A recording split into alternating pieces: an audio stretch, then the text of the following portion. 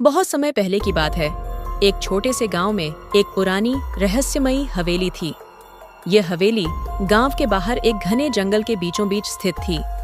लोगों का कहना था कि यह हवेली भूतिया है। कोई भी व्यक्ति रात के समय वहां जाने की हिम्मत नहीं करता था। दिन में भी लोग उस हवेली के पास जाने से कतराते थे, लेकिन बच्चों को इन बातों से कोई डर नहीं लगता था। गांव के 4 दोस्तों प्रतीक, नेहा, रोहित और टिन्नी ने तय किया कि वे इस भूतिया हवेली का रहस्य सुलझाएंगे। एक दिन जब उनके स्कूल की छुट्टी थी, उन्होंने अपना प्लान बनाया। प्रतीक ने कहा, हम रात के समय हवेली में जाएंगे, वहाँ कुछ जरूर गड़बड़ है। नेहा ने थोड़ा डरते हुए कहा, लेकिन अगर सच में भूत हुआ तो? प्रतीक ने मजाक उड़ाते हुए कहा, भूत कुछ नहीं होता, ये सब झूठ है। चलो सच का पता लगाते हैं। हम आज रात हवेली में जाएंगे। टॉर्च और कैमरा मत भूलना, हम सबूत इकट्ठा करेंगे। रात होते ही चारों बच्चे ने कैमरा और टॉर्च लेकर जंगल की ओर निकल पड़े। चांदनी रात थी, लेकिन हवेली के पास पहुंचते ही सब कुछ अंधकारमय और डरावना लगने लगा। हवेली के टूटी फूटी दीवारें और खिड़कियां तेज हवा के साथ आवाज कर रही थीं। क्या हमें सच में अंदर जाना चाहिए? नेहा ने कांपते हुए पूछा। प्रतीक ने उसका हौसला बढ़ाया, डरो मत, हम सब साथ हैं। हवेली का दरवाजा बंद था, लेकिन थोड़ी मेहनत के बाद राहुल ने उसे खोल दिया। दरवाजे के खुलते ही अंदर से एक ठंडी हवा का झोंका आया।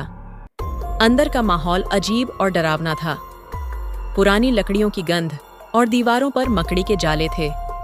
चारों ने टॉर्च जलाकर चारों तरफ देखना शुरू किया।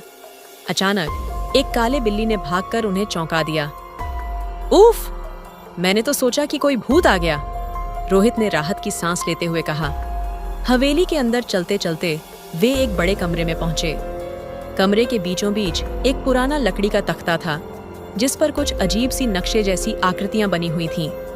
नेहा ने नक्शे को ध्यान से देखा और कहा, ये तो एक पहेली जैसा लगता है, शायद ये हमें किसी खजाने तक ले जाए। उन्होंने नक्शे को समझने की कोशिश की। नक्शे पर एक कुएं का निशान था, जो हवेली के पीछे की ओर इशारा कर रहा था।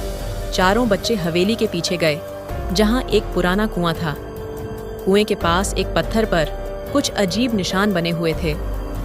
राहुल ने टॉर्च की रोशनी से पत्थर को देखा और एक छोटा सा बटन दबा दिया। अचानक कुएं के पास की जमीन हिलने लगी और एक सीक्रेट दरवाजा खुल गया। दरवाजा एक सुरंग में खुलता था। चारों सुरंग के अंदर गए। सुरंग के अंदर चलते चलते अचानक एक डरावनी आवाज गूंजी। कौन है जो मेरी नींद में खलल डाल रहा है? नेहा घबरा गई और बोली, शायद हमें वापस चलना चाहिए।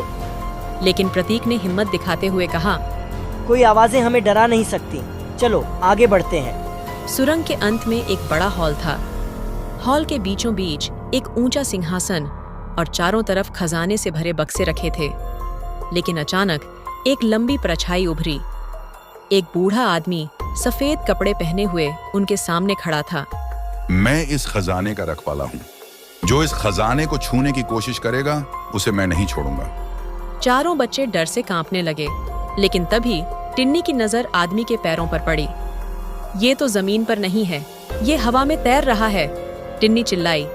राहुल ने ध्यान से देखा और फिर उसके हाथ में पकड़ा कैमरा ऑन किया। जैसे ही कैमरे की लाइट उस आदमी पर पड़ी, उसकी परछाई गायब हो गई। वह असली आदमी नहीं, बल्कि एक प्रोजेक्टर की मदद से बनाई गई भूतिया छवि थी। चारों बच्चों ने खजाने के पास जाकर देखा तो उन्हें एक गुप्त डायरी मिली। डायरी में लिखा था कि इस हवेली का असली मालिक एक वैज्ञानिक था, जिसने खजाने को बचाने के लिए इस तरह के भूतिया जाल बनाए थे। तो ये सब नकली था? प्रतीक ने हंसते हुए कहा, और लोग इस हवेली को सच में भूतिया समझते थे। चारों बच्चे गांव वापस लौटे और सबको इस हवेली की सच्चाई बताई। गांव वालों ने बच्चों की खूब तारीफ की और उस हवेली को फिर से एक म्यूजियम में बदलने का फैसला किया। इस तरह प्रतीक, नेहा, रोहित और टिन्नी ने न सिर्फ एक रहस्य सुलझाया, बल्कि सबको ये भी सिखाया कि डर का सामना करने से ही असली सच्चाई सामने आती है।